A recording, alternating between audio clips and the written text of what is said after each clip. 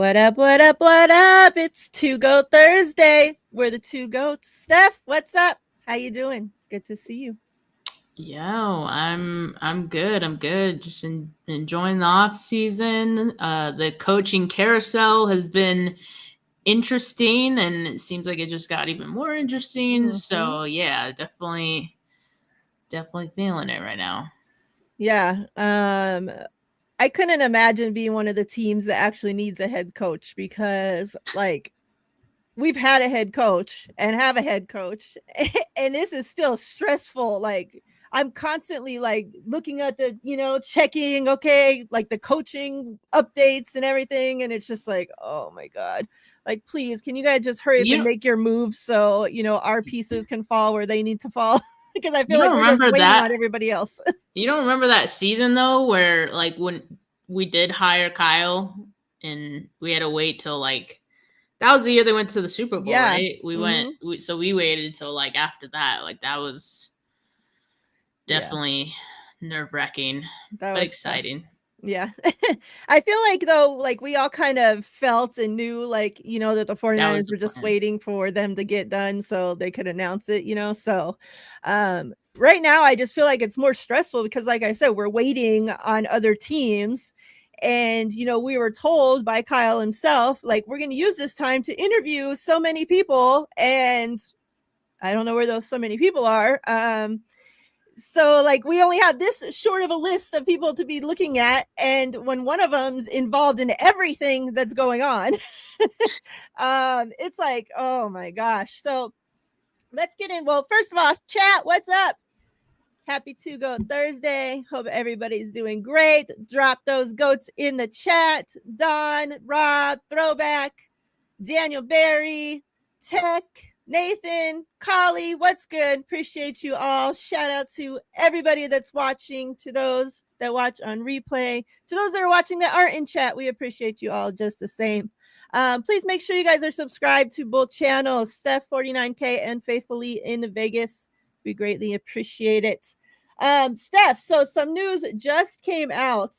Now, the top person on my list for us to talk about was Liam Cohen, the Bucks OC, because just yesterday, I think it was yesterday, he had withdrew himself from the Jags head coaching job and said, no, I'm going to stay as an OC in Tampa Bay. Tampa Bay gave him a raise and whatnot to get him to stay.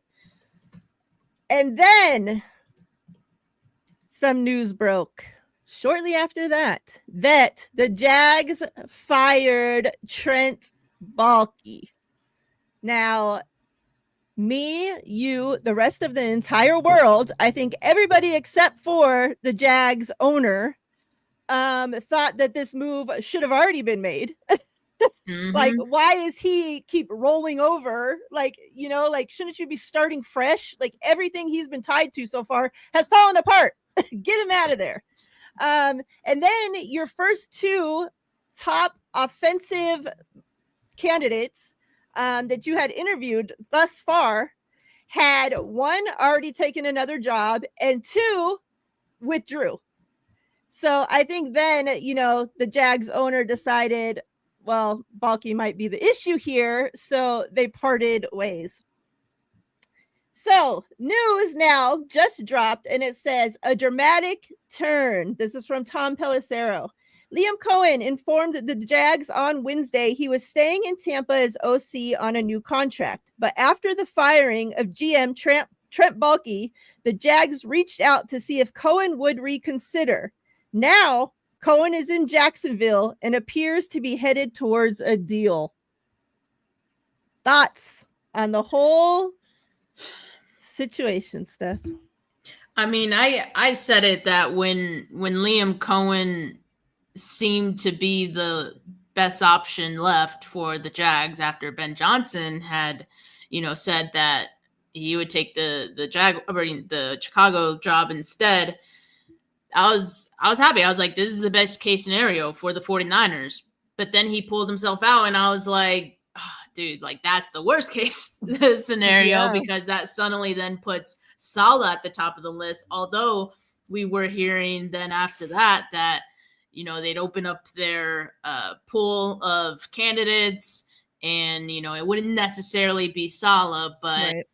I still had worries about that, right? So I think the fact that these conversations are happening again, and the fact that they fired Trent Baalke is huge, right? And clearly, like, Liam Cohen probably hadn't signed the contract to return to the Bucks to be their OC, because had he signed that already, like, this probably would be a conversation.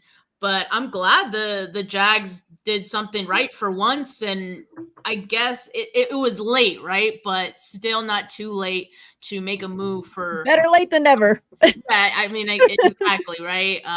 And so I think they realized they messed up when, like, two, coaches that were their top candidates, pulled themselves out of it. And yeah, hopefully Cohen does end up getting this job. I mean, clearly he wants to be a head coach. He just didn't like the situation out there in Jacksonville. Now it seems like a perfect situation for him, which seems like a perfect situation for the 49ers. I can't stress enough how fortunate I think they're getting in this situation, because I think when they put all those eggs in the Trent Baalke basket, or sorry, Trent Baalke, oh geez, in the Robert Saleh basket, I think we were all concerned that, like, okay, this could go so many ways, and more ways that it can go wrong than right. Literally, the only way it goes right if X, Y, and Z happens. Like, if the Raiders don't hire him as the head coach, if the Cowboys, because remember, that was another team that was supposedly interested in him, and then the Jags, which Jags seem like the most legit interested in him. But like it all had to do with everything going right in that case, and so it seems like we're close to everything going perfectly, I guess, to plan for the 49ers. Now, I want to stress too that does not mean this was good process. I don't want anyone coming in my mentions and saying, like, see, like, they knew all along, they were smart. Like, the 49ers I are don't know smarter than about you. that. See, Like, I think they just kind of lucked out on the situation working exactly how they would have. But this is, like, anything can happen in these, like, coaching hires and all that. Like, just like Liam Cohen can, pull out of the race and then come back in at the 11th hour. Like, you just never know what can happen. So I still would have liked the 49ers to interview more candidates, because that's the other thing people have been saying, right? That, oh, well, you don't know if they were having conversations with people behind the scenes. I'm sure they were. Like, I'm sure they were. But one of two things happened. Either those candidates that they were talking to behind the scenes weren't very interested and didn't end up interviewing with, I mean, that's not alarming, but, like, if it happens enough times, I'd start growing a little concerned about that.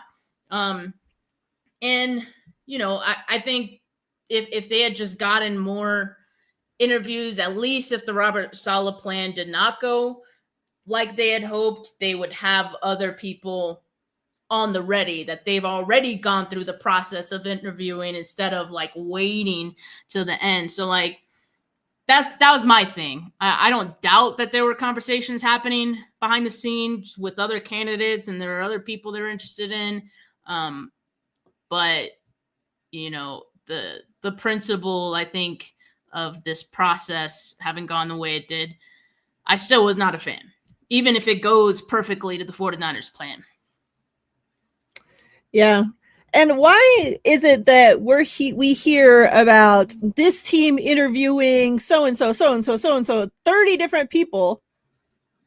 They're not talking to people behind the scenes as well. Like, everything those teams are doing gets aired out, but everything the 49ers do stays hush-hush. Like, I mean, that's probably how the 49ers want it. Like, they don't, most of the time, they don't care to publicize their moves, but I don't know. You would think if it's an actual interview, like, that would be even if it wasn't, like, you hear about other candidates or other teams being interested in candidates, even if it's not an actual Yeah. Interview, because they have to disclose interviews. So that's why you hear about the interviews. But we're also hearing, oh, like so and so is interested in this guy, and Yeah. even before like they've interviewed, right? Right, because we're hearing like the Saints, and even that report that came out that you were talking about that said just because Robert Saleh was one of the other two in-person interviews left for the Jags didn't mean that those were the only two guys, because they were set to talk to guys that were still in the playoffs.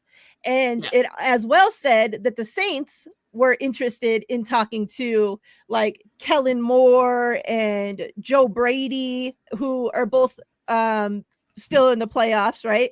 And that they haven't got to interview yet, but we knew that they're interested in talking to those guys. And it's just like everything's always so hush hush with the 49ers. And it's just like, I don't know. Mike Silver just pisses me off so bad, because it's like you're volunteering your whatever info you want to put out there, right? And then when somebody, like, he'll put out like the most basic random tweet that could be taken 1,000 different ways. And then when somebody asks, like, well, can you clarify, or can, like, well, why is this then? It's like, oh, well, tweet at Kyle. Like, why are you asking me? Like, you're the one that started this in fucking info out there. And now when we ask questions, it's tweet at Kyle. Like, oh, okay. Like, that's going to go somewhere, right? Like, the guy don't even fucking use social media. Tweet at Kyle. So I don't know. The thing about this whole tweet from Pelissero that really has caught my eye is the fact that, everybody else is saying, yeah, he's there. He's been talking to them, in person today. But the fact that Pelissero ends it with, now Cohen is in Jacksonville and appears to be headed towards a deal. Not just talking.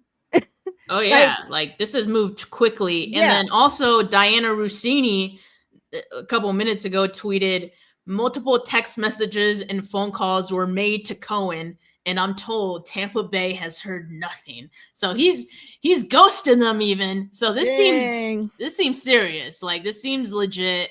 I mean, sounds like he's ready to. Yeah, Adam Schefter just put that out too. Bucks have had no contact with Liam Cohen or his reps. The team has made multiple efforts to reach him and has not. Cohen is in Jacksonville discussing a deal to become the head coach. Oof, oof. Come on, Liam. Don't let us down, buddy. Right. Okay, so let's just hope and pray that situation is clear. Now, we still have, though, like you mentioned, he interviewed right for the Raiders, who just yesterday or the day before, these last couple of days, announced their GM hire. So I would expect now their head coaching hire to quickly fall into place. But even being in Vegas, like I've heard nothing. Like there's, this is, the Raiders' top guy. He's not any of those. He has not been on any of those lists. He's been on the interview list, and that's as far as I've seen his name in anything when it comes to the Raiders. So hopefully the Raiders stick on track with whoever they're planning, and it has nothing to do with Saleh. Now, go ahead. Oh no, I was definitely going to say, like, I feel like we haven't really heard Saleh's name mentioned with the Raiders since like last week. So, right. Yeah. And then the other one is who? The Saints? Did he interview with them? No, I don't think he did, and I don't think that was one of the teams that was like originally interested in him. Because I think they're looking for an offensive guy. So who else? There was like people said Cowboys, but like I think that's Cowboys. Also done with. Like I don't think I'm not sure how serious that was. Same with like them bringing up Deion Sanders, like for whatever reason, like they were just putting names out there, but it seems like someone else is gonna get that. Like, I would hope he wouldn't be that desperate to go work for that organization. But then again, he went to the Jets knowing their track record. So, here we are. I mean, so, I'm feeling a lot better even than I was feeling 2 hours ago when I was prepping for this show. Like, literally, same. as soon as I sat down, Steph's like, hey, did you see the news that just came out? And I'm like, dang, like a smile went straight to my face because I'm like, I was feeling, we were in a big trouble. Yeah. But I still felt all along that Jacksonville wanted an offensive guy. Now, where I was at was, okay, well, if this offensive guy's gone and this offensive guy's gone and this offensive guy goes and this offensive, like, you're eventually running out of offensive minds, right? Like, you have to hire somebody.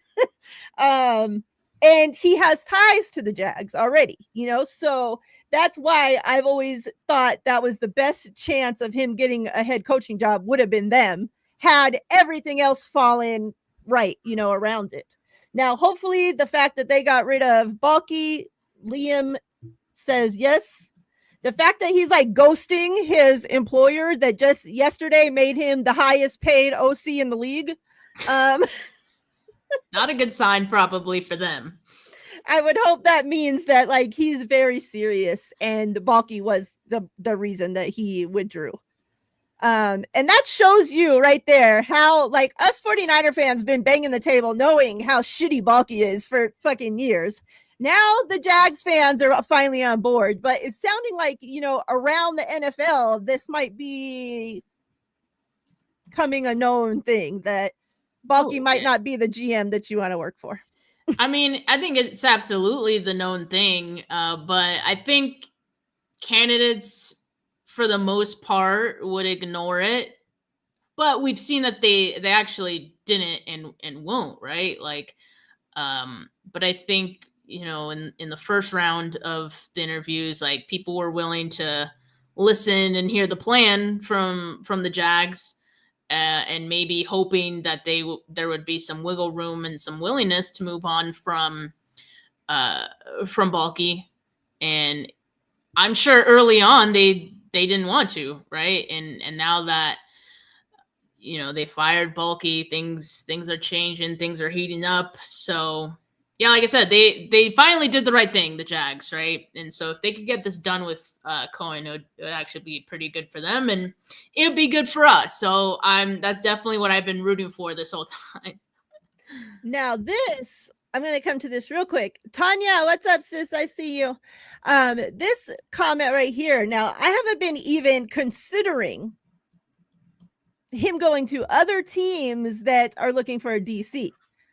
It's only just been in my head. He either takes a head coaching job or it's the 49ers. Well, would you think he would go? Now, the Lions, they're doing great. Like, there's no reason to not go there, right? I think maybe in principle there's already been some discussions and maybe some agreements that, hey, like if I don't get a head coaching gig, I will come play for you. And at the same time, I think the 49ers, as Matt Barrows indicated, have told Saleh, like, we will make you the highest paid defensive coordinator if you don't get any head coaching gigs. So I think there's kind of already those discussions that have happened, and like, they respect each other enough to keep their word on those things, I think. So I do think that if he doesn't get a head coaching gig, he's going to the Niners, and I can't see him, changing his mind, especially with the 49ers being willing to make him the highest paid DC. Yeah, just an update with Cohen. You had mentioned, well, he must have not signed his contract yet. And Ari had put out a tweet to recap everything. And it says, Cohen hadn't signed his Bucks contract yet and started engaging with the Jaguars again. So, yeah, he hasn't signed it. And since they offered him that, he's ghosted them. So, yeah, that's crazy. But like this stuff happens. This stuff happens. It's negotiations, unless it's in writing and it's been signed off. Like anything can can happen. So it's Um, wild.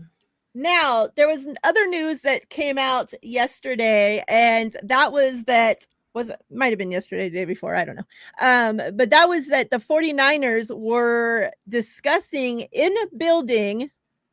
Here you go, throwback.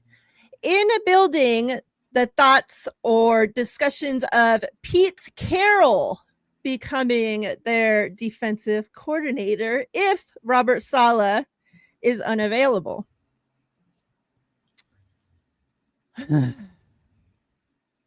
Thoughts, Steph? I mean, I would only like that if that was their only choice, right? Like in how we're mentioning that if Saleh did get a head coaching gig, which that's, you know, within the last day did seem like a possibility. You know, I would entertain the idea. Like, I don't think I'd be totally against it. He definitely has the energy. He's the one that pioneered this defense that the 49ers are running and would like to run today, right? So I think it would make sense from that standpoint. But I'm not really sold on like there being that much interest in him besides it being an option for the 49ers in case Robert Saleh doesn't, you know, take your DC position. And even then, like, there's talk of Pete Carroll getting interest from the Raiders, right? And him possibly being a head coach there. So, of course, it'd be the same situation as Saleh where, yeah, anyone who's getting offered a head coaching position is going to entertain that and take that over a DC gig. Yeah, that's funny. This tweet, Benali, I'm hoping I say that right. I hate butchering people's names. Says, Robert Saleh, we adore you. We adore you. Hope you fail at all your job interviews. Like, sincerely, 49ers fans. And it's funny because on my show on Tuesday, that's what I told Ty. Like, I hate, and you know, in any other circumstance up until this point, I've been hoping, wishing the best, right, for Robert Saleh. Like, I wanted him, like, we knew he was going into a disastrous situation taking that head coaching job at the Jets, but I still, you know, like, I wished nothing but the best for him and hoped that he was able to turn that shit show around. You know, and for every, like, all of our coaches that leave here, like, you know, I always hope that they succeed wherever they go, as long as they're not playing us, right? But, and I told him, you know, and I feel so terrible that right now, you know, normally I'm like, yes, Robert Saleh, I hope he gets his job or whatever, you know, except for right now, like, I'm like, sorry, Robert Saleh, you know, like, I like you, but I hope you don't get any head coaching jobs. Like, at least right now. At least right now, right? Like, I think not for the next few years, at least.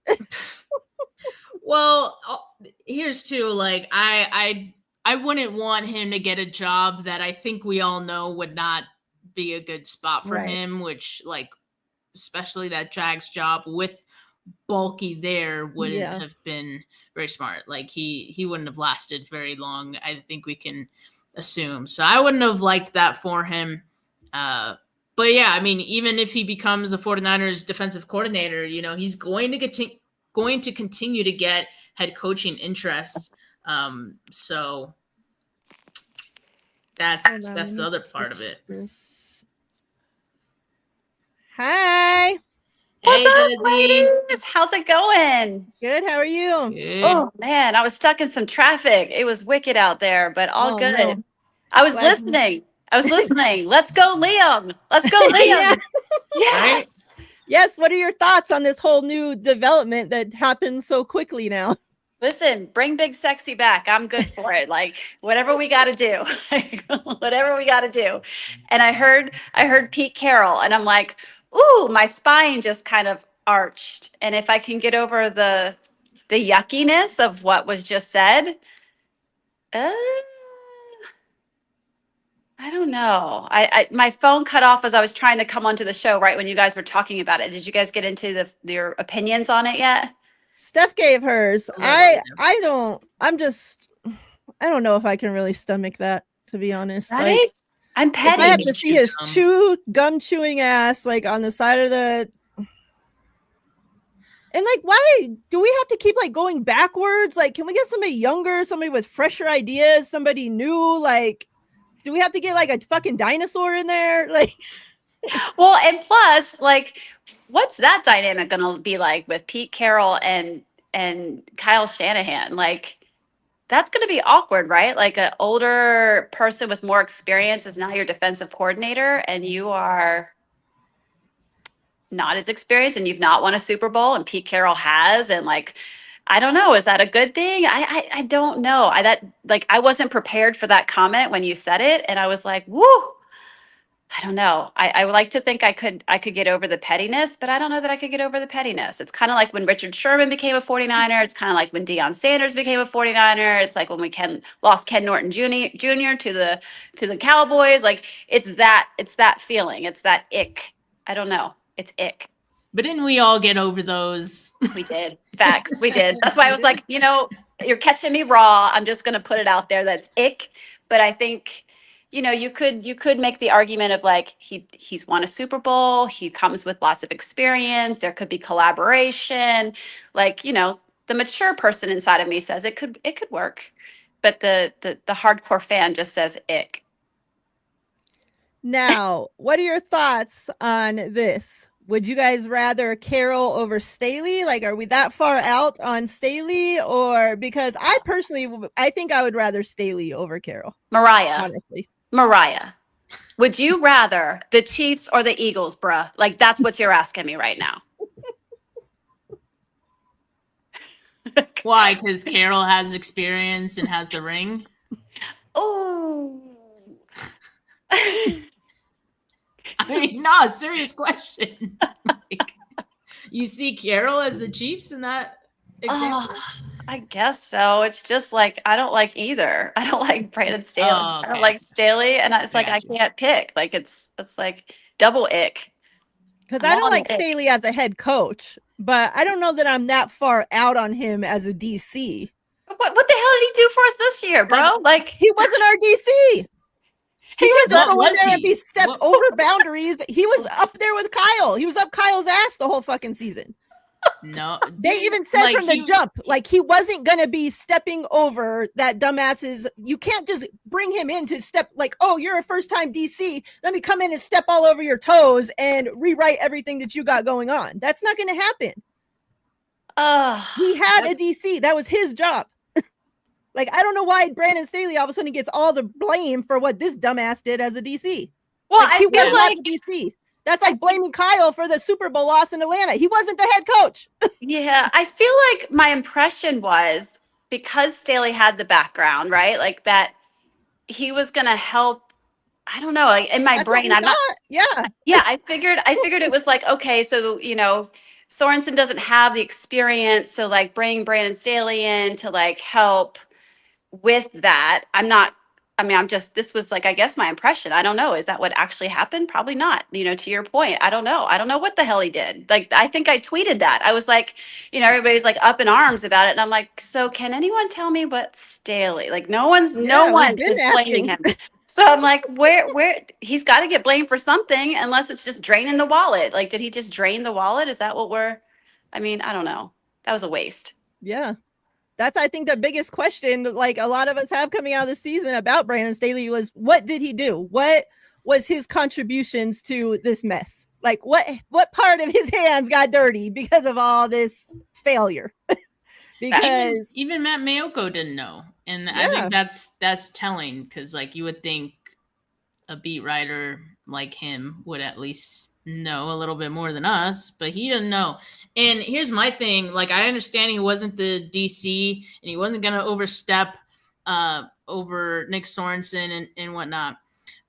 But at some point, when you see Nick Sorensen drowning and, trying to get this defense up to a serviceable level, that's where I think, like, he needed to step in. Did he step in? We don't know. But, like, if he didn't step in and if he didn't help, like, that's, I guess, somewhat concerning. But then also, like, if he was in the background kind of helping and, giving ideas and it still failed this way, then which I think is the assumption of a lot of fans, You know, I think that's why we can't really get around to Brandon Staley being the DC. But hey, like this is the closest we've been in the last like 24 hours or so to that not being a possibility. So let's just enjoy that. Vito, what's up, Sim? Yeah, I don't know. Like, let's just hope that in the next few minutes we get a notification that says Liam is now the head coach of the Jags. And hopefully shortly after that, you know, some pieces fall into place for us. Let's go to special teams, because it seems like, you know, all the talk is about the DC, and meanwhile we still have no special teams coach either, and haven't heard any more news about any interviews for that. Now, the only thing that I have heard recently, and again, this is from Silver, so take it for what it's worth, said he does not expect that Nick Sorensen will be the special teams coach. So if not, which I hope that he's not, please, like, don't just throw him in there because he needs a fucking job. I'd rather you make up a title like Brandon Staley and just pay him to be there if you have to keep him in the freaking building. But do not just give him that title because he needs a job. Like, that'll make me sick to my stomach. And that'll just prove that Kyle gives absolutely zero shits, like we all have thought, about special teams. So if not Nick Sorensen, then who? Robbie Gould. Oh my God. Sorry, guys. I'm in mood today. This panel right now. Well, she's out of here. I deserve that fully, 100%. Some important context is that, you know, one of the people who they interviewed, Chris Banjo, was the Broncos' assistant special teams coach. He's going to be hired by, is it the Bears or Lions? I don't know. He's getting hired by another team. Okay, so he's out of it. He's out. So then you got Chris Tabor, Jet Modkins, or Nick Sorensen. And I mean, you can open your pool, right? Like, you can have discussions, because the Broncos fired their special teams coordinator as well. Like, maybe you want to give him a look. I don't know. But I did feel good about the fact that, you know, Mike Silver said that he doesn't think Sorensen will end up being the special teams coach. We don't even know what Sorensen wants. Like, does he want to stay with the Niners? I mean, I figure he has no other choice, but I don't know. I kind of agree with you, Mariah, that I think they'll just give him a new, different title, and he'll probably, hopefully, go back to running the ball meetings about like turnovers and stuff. So we'll see. Is this mostly fixable by just changing out our kicker? No, because our coverage still sucks, and like, I'm not saying that it fixes, and I'm not saying it fixes, but I just feel like if we have the points that were missed, right? Like the other oopsies could be kind of a little overlooked, maybe. Just thinking in terms of like, is it as big a deal as our defensive coordinator, right? If we get the defensive coordinator we want, and, you know, we had change out kickers who can actually produce, you know, and kind of get back to a more solid brand of football that we're used to, is it as much of a concern? Just a question.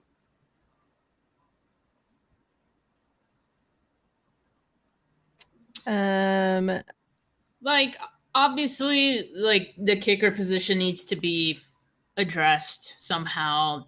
As far as like EPA statistics go, a big part of the reason that the 49ers lost, I think it was like close to 60 points this entire season on special teams, was, you know, partly because of Jake Moody, right?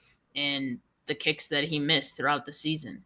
But that's only a part of, I think, the issue here. Because, yeah, like Mariah said, like, the coverage unit needs to improve. I think they can stand to have a better, like, return unit, whether that's like a better return man, or just like better return blocking. Not sure. Like, I really don't know, but this is now like a multi-year thing. And let's be honest, like this was a thing even before Brian Schneider, even with Richard Hightower, who, by the way, now has a high-performing special teams unit. I forget what team he's on now, but like they're good. So it's like it kind of begs the question, like, is this something deeper than just, you know, who the special teams coordinator is? And I think that's why a lot of people are like, oh, it's because Kyle doesn't care about special teams and all that. Well, I think he cares to an extent, but like when you hear him say comments like, I just need them to not screw things up, like I just need them to be average, basically, without saying it, that's kind of problematic, and that sounds like complacent. And you know, then you can kind of see how it's gotten to this point. But man, at this point, I'd be fine with going with an okay special teams, because I have seen what it looks like when it's just straight up bad, worst in the league. Yeah, agree. Yeah, I wouldn't be mad at the, like, I don't know necessarily what the Jet Modkins guy, like what the assistant special teams coaches, like how much, you know, they have into special teams, like what part goes on the main special teams coordinator and then what falls on the assistant. Like, I don't know, like, you know, to split out and say, oh, this assistant, Chris Banjo, was great because he did this, or this assistant Jet Modkins was great, you know, whatever. But I do know that the Lions special teams is an ass, you know, so like I wouldn't be mad at taking a shot on like one of these assistant guys that are coming from a team, you know, whose special teams has been running decently the last couple years that they've been there. Love like, that. Anything better than just going out there, fair fucking catching and letting the other team freaking score touchdowns on us or return 40 yards, you know, like we have to do better. Like we can't have the other team always starting on the 40, the 50, you know, and we're constantly starting on the 12, the 2. Like we got to help. Like special teams has to fucking do something. They have to help out here. So we definitely, I wish, you know, Kyle, whether or not he cares, I don't know, but I wish that he would care a little bit more. I feel like this whole year was such a train wreck that it's hard to, you know, see the train wreck of the special teams when you're like, okay, well, my defense was such shit and everything, you know, just everything's falling apart. It's hard to even be like, well, let's address special teams. You know, it's kind of like, bro, we've got some bigger fish to fry. So, yeah, but I mean, I love that idea, Mariah. I think that's awesome. I think, you know, let's go after somebody that is an assistant. Like that sounds reasonable, you know, price wise, like give them the opportunity. You know, I love it. That's great. I love it. Here for it. Instead of just recycling around like the same 5 guys that keep going from shitty special teams, get fired, the next team hires them, their special teams is ass, they get fired. Like why? Like get some fresh new, you know, guys in there. Like I don't understand. Like why let's elevate you the same freaking dinosaurs, you know? It's like let's just elevate you. I feel like if Jake Moody was hitting those misses, I think you'd have some choice words that might be able to get him back out there. I'll be Deboing him up every day. Better watch out. D, what's good, D? Appreciate you coming through to surviving Kyle Shanahan. This is from a Steelers fan now, so take it for what it's worth, but we appreciate you coming through. And Jim, I see you too. We got the Rams fans in here as well. Jim, so nice of you to join us on the couch, buddy. Yeah. Welcome to Cabo, buddy. You were in here talking shit all season, but I'm glad that you show up even after you guys lose. I love you too, D. Thanks so much. All right. Steph, what have you learned? Who you been studying for the draft? Give us up to date on some people. All right. What you got for us? Yeah, I've been doing a little bit of homework because I'm trying to prepare a little bit better before the Senior Bowl, which is next week. So yeah, I've been doing some homework. I actually did finally get around to watching Will Campbell, the LSU tackle. He's like a freaking wall. Like I get it. All right. He's really good. Great recovery as well, even if he like misses that first step. So I would definitely be on board with Will Campbell, although I've seen a lot of people like say, oh, the Bears who pick right before the 49ers probably would go for a tackle, and he might be gone before the 49ers pick.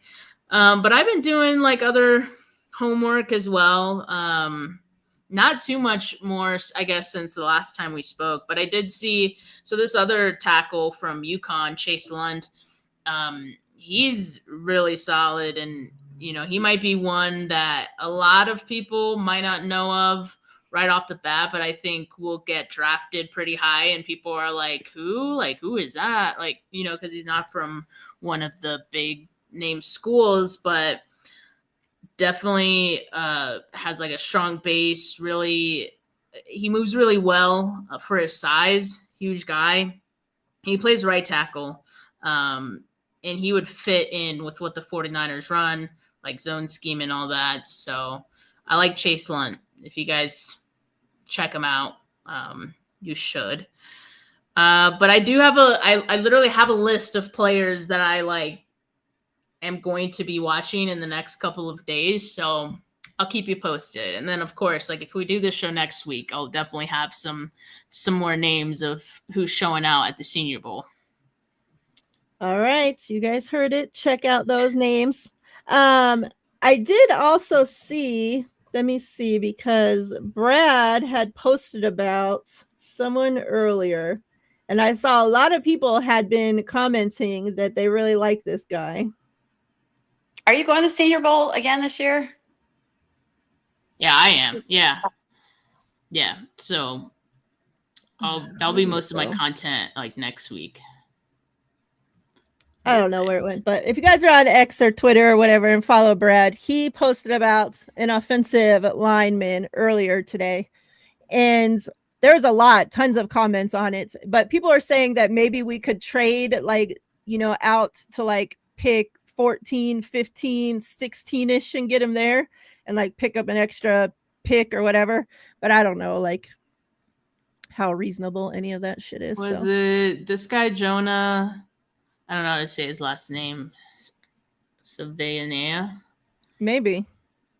He's played tackle and guard. Yeah, Brad has great breakdowns, and and on the O-line, he does a great job. Yep, he's been posting a lot about prospects, so definitely someone to. Yeah, I love this. You know, since you know we believe that the 49ers should be drafting an O-lineman in the first couple picks, right?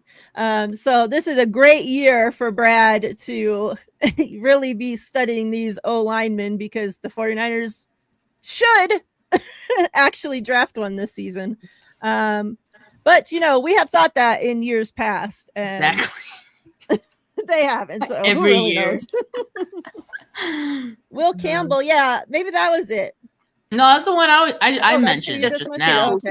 Okay. But yeah, I mean, Brad has posted about Campbell as well. So definitely someone who, like I said, could go before the 49ers pick. So if they really want him, yeah, like they might have to trade up for him. And I've also seen some people say like, oh, like he might be better as a guard in the NFL. I don't know if that's necessarily true. But yeah, just I guess we'll see. Because that's the other thing about tackles, and every 49er fan like sees that a player's a tackle and is like, this needs to be the pick. But like some of those guys who have played tackle in college don't always stay tackles in the NFL, like just due to their size and like their skill set. Usually they end up moving to guard. So that's another thing to look out for. They're not necessarily every tackle in the NFL, or sorry, that's in the draft is going to end up being a tackle in the NFL. So yeah, that's true. And that's what's hard too. When, you know, fans and all of us are doing these mock drafts, it's like they list these guys as whatever position they played in college, but we can only go off of that, right? That might not even be what they are in the next level. So, you know, we'll see. Desi, you have any draft crushes? Offensive line? Who do you want the 49ers to draft? What position? I said it last year that I just worry about Trent Williams. I continue to worry about Trent Williams. I continue to worry about the day that he's not there.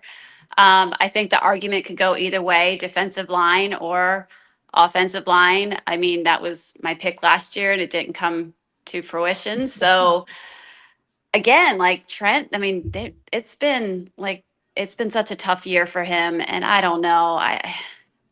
I feel like I still feel like a future tackle. Like to your point, like could start out as, a guard, learn under Trent, move over. But, I don't know. It's just we have a lot of needs right now. And with Brock's contract coming out, like I don't know where that deficit's going to come from the most. And from a health perspective, we should be good health by the time the time the season comes around. So I am excited about that. But there's just a lot of question marks for me right now. Yeah, As he's concerned about Trent, then I'm concerned about Trent.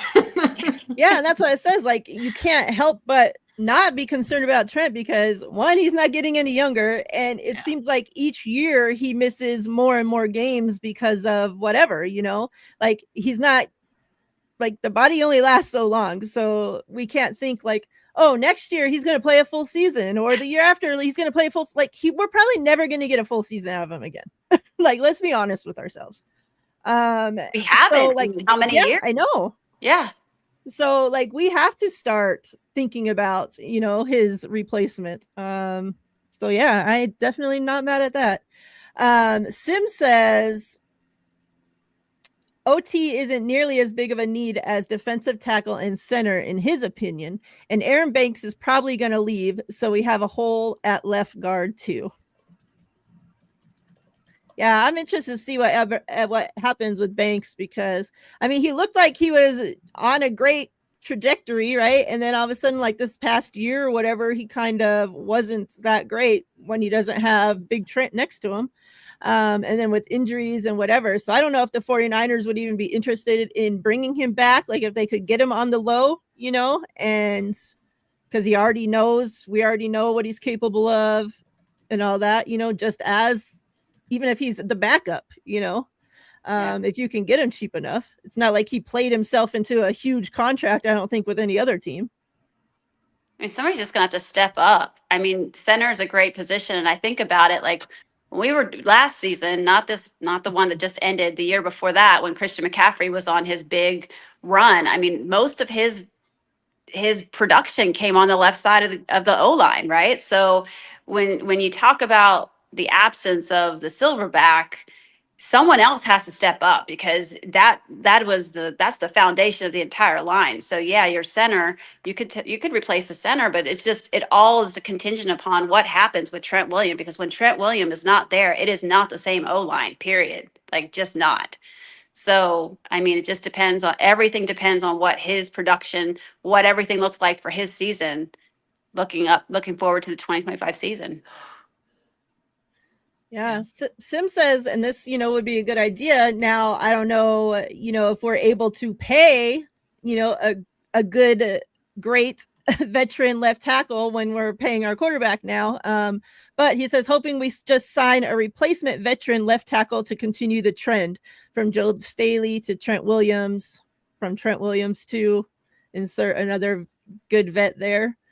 I wouldn't be mad at that if you're able to get one and you can afford him, like, sure. Like, I ain't mad at that. Like, we can't we can't draft, everybody. So some of these positions we are going to have to get free agents, so I wouldn't be mad at that. Doesn't Kyle, was it center? He likes he doesn't like to draft centers, right? Yeah, he likes old centers. Yeah. But can he find a good old center? Like, can we not get like the cheapest old center out there that you can find? Jason Kelsey pulling him off the couch. Is that where we are? Could be an upgrade. I don't know. He has a lot of commercials. Tex says thoughts on Burford taking over for Banks on the left. Burford looked more comfortable on the left. Pooney is good on the right. I wouldn't be mad at that because he did, in those last how many ever games he played there to finish out the season. I don't remember him having like anything that stuck out towards like, oh my God, Burford is causing this problem or Burford did this, like I think he was fine. If you don't remember an offensive lineman, it's usually like a good thing. So yeah. I agree. I think he did look better in that spot than I've seen him look at right guard. So I think the 49ers will probably explore that. I mean, he's still under contract, so it's just an easy and cheaper option that you can explore. And they'll probably just bring in competition as well, like they always do. So we'll see what happens there. I definitely wouldn't be mad at that one though. Yeah. Any other thoughts, closing thoughts, anything you guys have you want to talk about before we get out of here? Make sure Desi, especially since you joined in late, that you let everybody know where they can find you. I am on Twitter as Coach Desi, and I also run Girlfriends in Football on Instagram and on YouTube. And ladies, this has been awesome. It's been too long. I love you both. Love everything you do, all the content you guys create. You guys are just freaking amazing. Appreciate you. So fun having you on. I don't know. I got kicked off. Is it? It is. It is. Steph, closing thoughts? No, not really. I mean, yeah, I'm just excited for Senior Bowl next week and, diving into those prospects and, to end the conversation of like offensive linemen. I do think the 49ers more likely to target center in free agency, just like they have been. I don't buy that they would develop someone to start at center. Like they might have the idea. I don't think they'll ever do it because I think Kyle wants someone with experience. He just puts so much on the center's plate as far as like setting protections and all that, all the responsibility that they have. It needs to be a veteran like that's already done that before. I'm with you on there, Steph. Real quick, Sim says Dahlman and Josh Myers are solid centers on the market. So if you guys want to check them out, feel free. Chat, you guys are amazing, per usual. The best chat out there. I don't give a shit what any of those other content creators say. Steph, you got anything else? Any other shows this week? I'm not sure. I mean, I think definitely with these latest developments on SALEH and Liam Cohen, I'll definitely will probably tomorrow. Most likely just kind of wait to see where the chips fall on this before the weekend. And yeah, it'll probably be a short show to just update everyone. Sounds good. Sounds good. I'll be back Monday, Tuesday. Liam. Yes, for you. Get your head coaching job. You deserve it. You're the best out there. You got it. I don't even know what you did, but I hope you did great. I'll be back Monday and Tuesday with Ty, WNBA, women's basketball Mondays, 49ers, NFL Tuesdays. So make sure you check in with us. Every Thursday, me and Steph, hopefully the next how many ever Thursdays, we can get Desi on here to join us as well. She's busy. She's a busy woman out there, folks. So we got to get her when we can. But it was great having you on. Steph, you're amazing as always. And yeah, if you guys are on Twitch, make sure you come through. Faithfully, same name, Faithfully in Vegas on Twitch. I'm starting a new adventure over there. I do have a giveaway going. It's on my pinned tweet on X for Twitch. So if you are over there, go follow Faithfully in Vegas. And yeah, it's not going to be football related. It's going to be gaming, just variety streaming, chill, whatever. Anything but this, okay? Everything and anything but football talk will be over there. So make sure you guys come through. We'll be starting that up soon. So yeah, appreciate you guys. Chat, we're out of here. We'll see you guys next week. Have a safe, wonderful weekend. Peace.